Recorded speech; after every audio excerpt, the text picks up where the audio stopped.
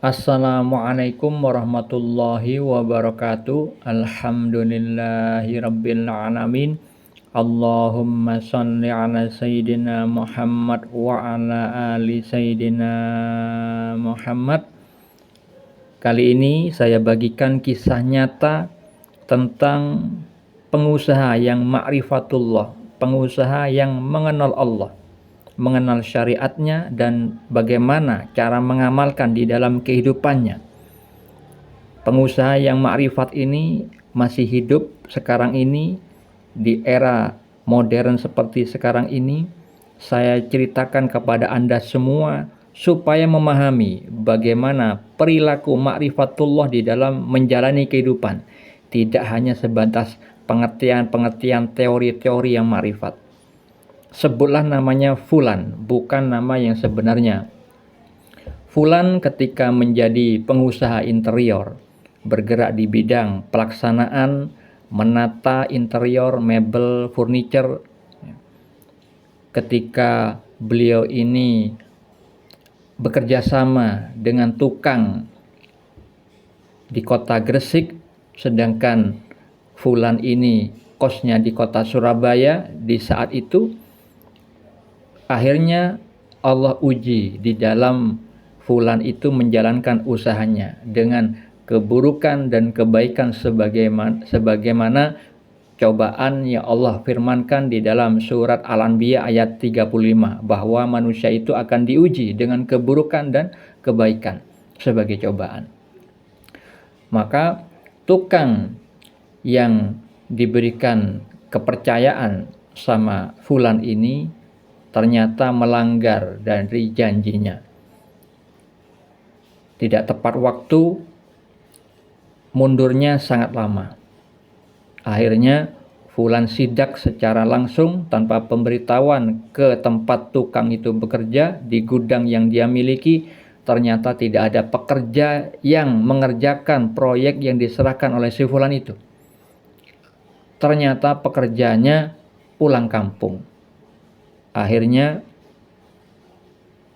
Fulan sebagai orang yang mengorder dan bertanggung jawab kepada kliennya, yang juga akan dimintai pertanggungjawaban kepada Allah nanti di akhirat, karena setiap perbuatan itu sebesar zarrah, sebesar semut kecil, sebesar atom terkecil, pasti Allah balas, baik itu berupa kejahatan ataupun kebaikan, tetap Allah balas.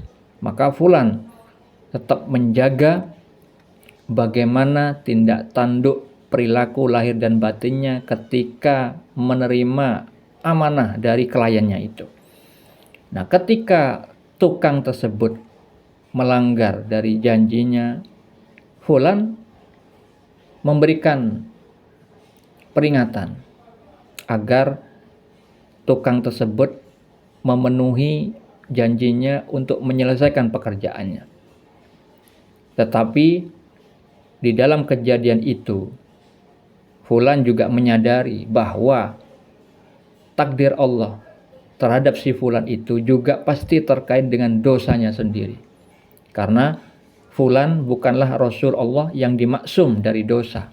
Pasti Fulan berbuat dosa setiap hari, sebagaimana Allah berfirman di dalam hadis qudsi yang dijelaskan dalam Sahih Muslim, "Wahai hamba-hambaku, sesungguhnya kalian berbuat salah pada malam dan siang, dan aku mengampuni semua dosa, maka minta ampunlah kepadaku, niscaya aku akan mengampuni kalian." Nah, ketika Fulan itu mendapatkan ujian keburukan dengan mundurnya proyek yang dikerjakannya karena tukang yang melakukan pelanggaran, tapi Fulan menyadari itu juga karena atas dosa-dosa yang dilakukannya, maka hal itulah sikap makrifat di saat mendapat keburukan. Tidak hanya melihat sisi mata lahiriah bahwa tukang yang melakukan kesalahan, tapi sisi batinnya itu pasti ada keterkaitan dengan dirinya sendiri. Karena teringat dengan firman Allah di dalam surat An-Nisa ayat 79, keburukan apapun yang menimpamu itu dari kesalahan dirimu sendiri. Lalu Fulan tetap memprogres supaya proyek yang diamanahkan kepada si fulan itu tetap terlaksana dan sampai kepada si pemesan. Kebetulan si pemesan di saat itu adalah orang non-muslim, orang yang kaya di perumahan yang mewah. Akhirnya setelah proyek tersebut sampai di lokasi, ternyata ada ujian keburukan lagi. Lemari yang dipesan oleh kliennya itu ternyata salah ukuran.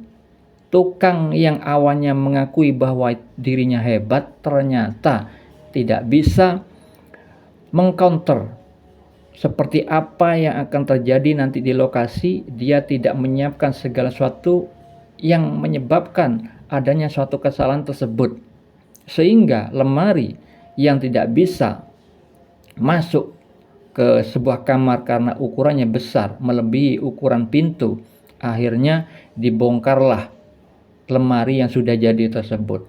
Dibongkar di lantai 2 yang dilihat oleh pemiliknya, seorang istrinya, tapi suaminya lagi bekerja. Kemudian salah satu tukang anak buah yang bekerja di situ mengatakan, memuji kepada si Fulan. Mas Fulan ini hebat. Lalu Fulan menanyakan kenapa hebat. Tukang itu melanjutkan pernyataannya. Dulu mas, saya itu kerja kepada perusahaan-perusahaan besar, bos-bos besar. Ketika ada pesanan telat sehari 2 hari, itu ibaratnya sudah dibuang ke sungai. Artinya tidak diterima oleh si pemesan. Nah, Mas Fulan ini sudah telat lama dari orderan si pemesan ini, tapi ternyata tidak ditolak. Bahkan ada kesalahan di lokasi, masih dibongkar seperti ini, pemiliknya tidak marah.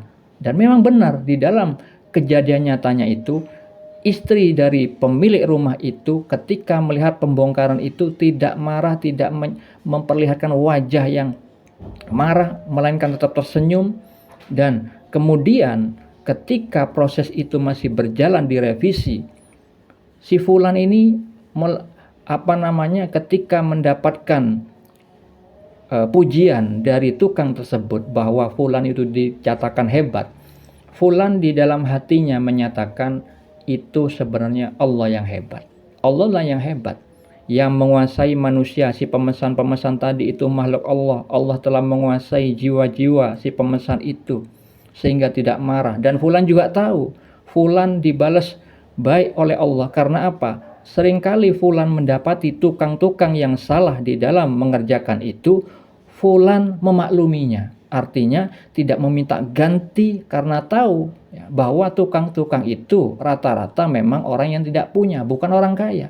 Fulan kasihan kepada mereka, tidak minta ganti seperti mungkin terjadi kepada perusahaan-perusahaan yang lain yang meminta ganti kepada tukang-tukang di saat bersalah.